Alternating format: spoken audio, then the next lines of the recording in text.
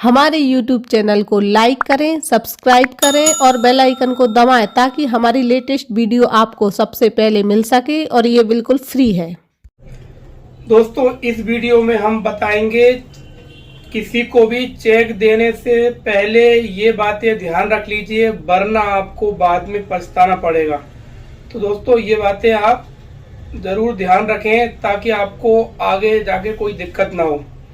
सबसे पहली चीज़ है दोस्तों कि हम तो ये कहेंगे कि आप किसी को चेक दें ही ना। अब आप बोलोगे कि ऐसा कैसे संभव हो सकता है। तो दोस्तों, अगर आप किसी को चेक नहीं देते हैं तो आप पर कोई मुकदमा भी नहीं चल सकता और ना ही आप पर कोई चेक बाउंस का केस लग सकता है। तो इसके लिए सबसे पहली चीज़ ये है कि कोशिश ये करें कि कोई भी लेन देन आप करते हैं, किसी से आप कोई चीज़ उधार लेते हैं, तो कोशिश ये करें कि आप उसको चेक ना दें।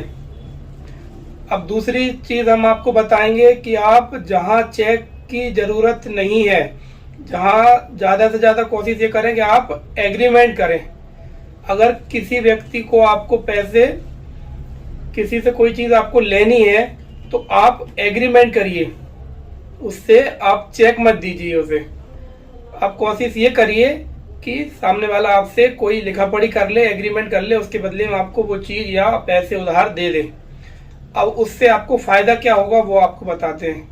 दोस्तों, चेक बाउंस का जो केस है, निगोशिएबल इंस्ट्रूमेंट एक्ट 1881 के तहत चेक बाउंस एक क्रिमिनल अपराध की श्रेणी में आता है।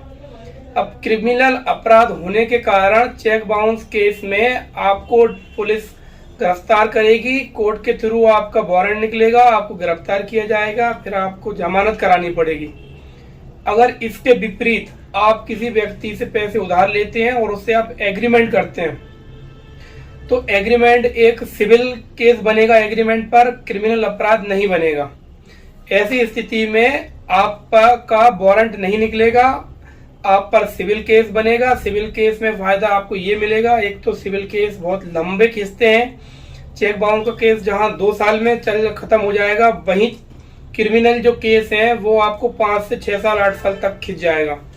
तो आपको एक समय मिल जाएगा पैसा देने के लिए सामने वाले का, और आगे चल के आपको गवाहों में भी बेनिफिट मिलेगा, क्योंकि जितना लंबा केस खिंचता है गवाह भी कमजोर हो जाते हैं। तो वो चीज आप ध्यान रखिए दोस्तों।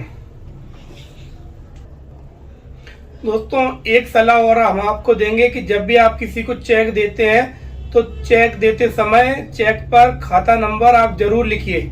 उससे आपको क्या बेनिफिट होगा वो आपको हम बताते हैं।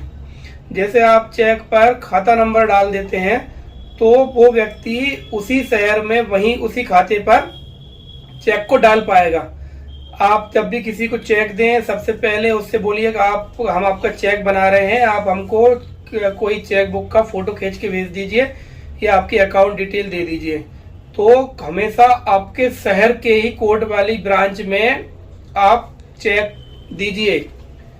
ऐसी ब्रांच हो जहां पर कि मतलब भोपाल में जैसे आप रहते हैं तो आपके शहर वाली ब्रांच में ही आप चेक देंगे तो कोर्ट केस भी आपके ही शहर में लगेगा। नहीं तो अक्सर हम देखने में हमारे आता है कि लोग दूसरे ब्रांच की जो बैंक रहती हैं वहां पे वो चेक डाल देते हैं और फिर आपको पेशियां करने में ही, इस शहर से उस शहर जाने में ही आपका इतना समय भी बर्बाद होता है और आपका पैसा भी बर्बाद होता है। तो ये चीज को आप ध्यान रखिएगा दोस्तों। और दोस्तों, एक बात आपको हम बता रहे हैं, उस चीज को ध्यान से सुनिएगा। चेक पर कभी भी गलत साइन मत करिएगा या कोई साइन दूसरे मत करिएगा किसी और व्यक्ति के। ये चीज आगे चल के आपको बहुत दिक्कत देने वाली है दोस्तों। इसलिए आप हमेशा ध्यान रखें, चेक पर किसी को भी चेक दें तो अपने ओरिजिनल साइन करें, किसी भी व्यक्ति के दूसरे साइन ना करें। क्योंकि आगे चल के क्या होता है केसों में, हैंड राइटिंग एक्सपर्ट के पास जाता है, हैंड राइटिंग एक्सपर्ट समझ जाता है कि राइटिंग आपकी, आपने ही दूसरे साइन किए हैं। तो ये चीज आगे चल के आपको केस को कमजोर करेगी और आप पर 420 का मुकदमा भी चल सकता है। इसलिए इस बात का विशेष ध्यान रखें दोस्तों। आखिरी सलाह हम आपको देंगे कि जब भी आप किसी को चेक दें तो चेक पर जरूर लिखिए कि आप किस उद्देश्य के लिए उसको चेक दे रहे हैं। जैसे आपने कोई सामान खरीदा है तो आप उस पर लिखिए कि ये जो चेक हमने दिया है इस पर्पस के लिए दिया है। कोई लोन लिया है तो उस पर आप लिखिए कि दिस चेक फॉर इस पर्पस। तो वो चीज़ अगर आप करते हैं तो आपका जो चेक है उसका मिसयूज नहीं होगा, आपका गलत यूज नहीं होगा उस चेक का। क्योंकि हम अक्सर देखते हैं, हमारे पास क्लाइंट आते हैं कि साहब हमने तो ये चेक हमने उधारी के लिए दिया था और उन्होंने जितना पैसा भर के किसी और उसमें हमें क्रिमिनल फंसा दिया, ये बहुत सारी चीज़ें रहती हैं।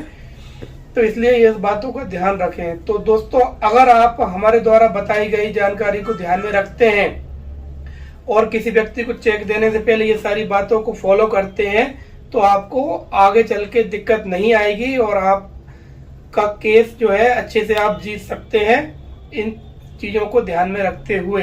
तो दोस्तों, आपको ये वीडियो कैसी लगी? आप हमें सब्सक्राइब करिए हमारे चैनल को और लाइक करें और शेयर करना ना भूलें हमारी वीडियो को।